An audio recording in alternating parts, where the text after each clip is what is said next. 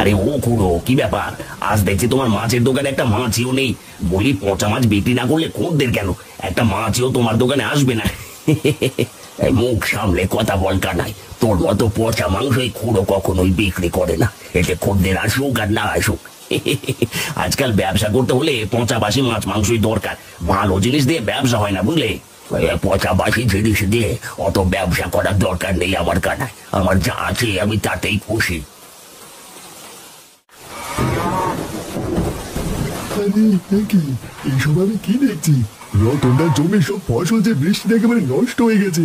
না না না না, রতনদাকে বিষয়টা এখনই জানাতে হবে, নয়তো রতনদার সব সোনার ফসল যে বৃষ্টিতে ভিজে নষ্ট হয়ে যাবে।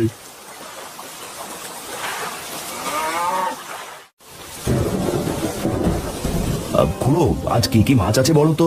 আজ রুই আর ইলিশ আছে রতন। তা কোনটা তোকে দেবো? আগে দাম বলো খুড়ো, তারপর না আমি দেখবো যে কোনটা নেবো।